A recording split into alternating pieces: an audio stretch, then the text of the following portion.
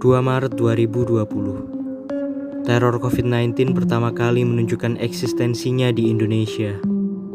Hingga kini, 4,19 juta orang telah merasakan keganasannya.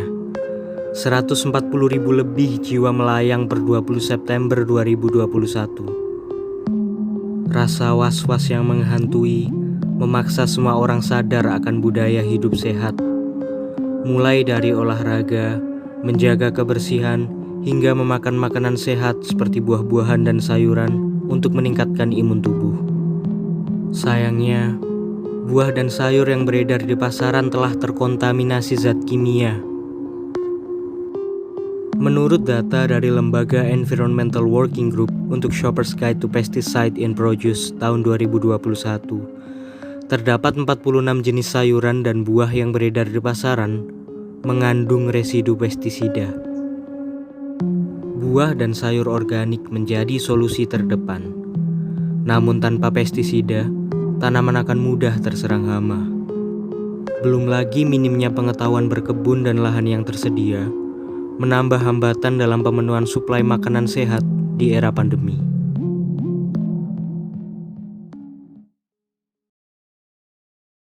Oleh karena itu, kami, Tim Banteng Merah, Institut Teknologi 10 November,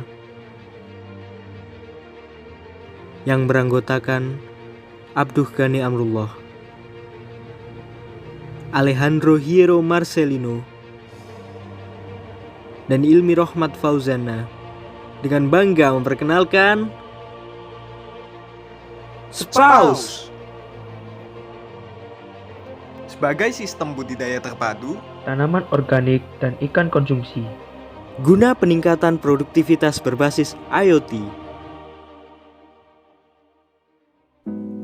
Sprouse adalah sebuah greenhouse dengan aquaponik dan sistem berbasis IoT.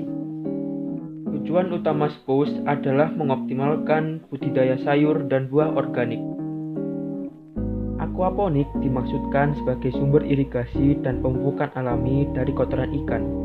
Dengan sistem ini dapat dihasilkan dua jenis produk panen, yaitu tanaman organik dan ikan konsumsi dalam satu lahan. Sprouse secara garis besar tersusun atas sistem otomatisasi IoT dan greenhouse. Sistem otomatisasi IoT terdiri dari node MCU sebagai microcontroller atau pusat kendali yang dapat terhubung dengan koneksi internet. Selanjutnya, terdapat dua buah pompa untuk mengisi kolam dan menyirap tanaman. Pompa yang digunakan merupakan jenis pompa mini dengan daya 12 volt. Hal ini dikarenakan sistem Sprouse tidak membutuhkan debit air besar dalam proses kerjanya. Sprouse juga dibekali dengan sensor ketinggian air dan sensor kelembapan tanah. Pada penggunaannya, Sprouse juga membutuhkan router dan smartphone untuk mengakses server.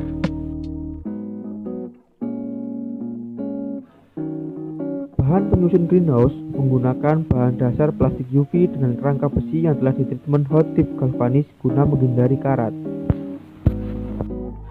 Keseluruhan sistem ditenagai oleh listrik yang berasal dari panel surya, di mana pada Sprouse digunakan panel surya monokristalin karena memiliki efisiensi yang tinggi dan mudah didapatkan. Sprouse dapat terhubung pada aplikasi smartphone. Hanya dengan menginputkan nilai minimal RH tanah yang sesuai dengan jenis tanaman, pengguna dapat melakukan penyiraman tanaman secara otomatis. Terdapat pula rekomendasi kelembapan tanah optimal untuk beberapa tanaman. Seluruh sistem Sprouse dikemas dalam bentuk greenhouse yang berguna sebagai efek rumah kaca serta sebagai pelindung tanaman organik dan ikan konsumsi dari hama maupun cuaca ekstrim. sensor kelembapan tanah digunakan untuk membaca nilai RH dari tanah. Data yang didapatkan akan dibaca oleh node MCU. Kemudian, informasi tersebut dikirimkan ke smartphone pengguna secara real-time.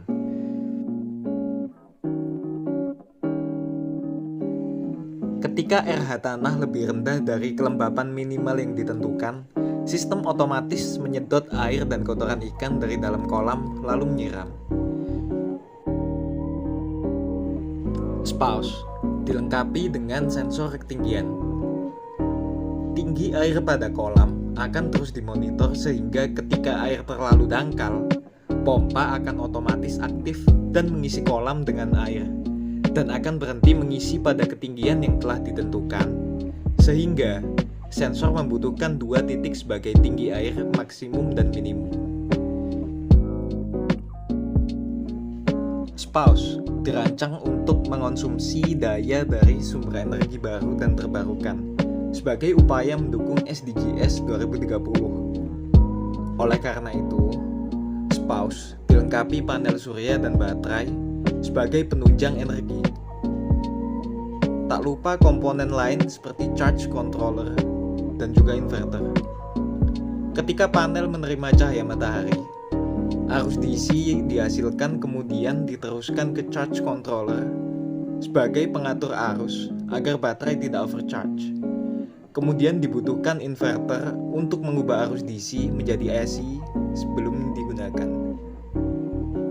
Spouse diharapkan mampu mendukung upaya perwujudan SDGs 2030. Dengan tidak digunakannya pestisida dan pupuk kimia, sayuran organik tidak memiliki residu bahan kimia yang dapat menyebabkan gangguan kesehatan pada tubuh manusia.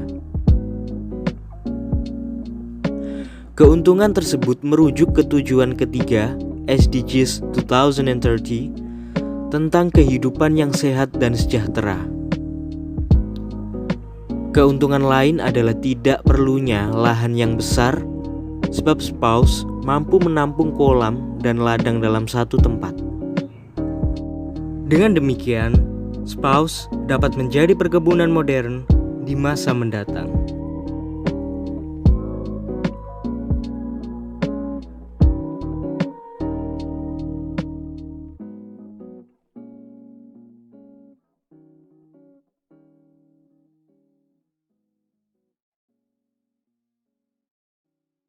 Dunia membutuhkan perubahan, dan perubahan berawal dari kita.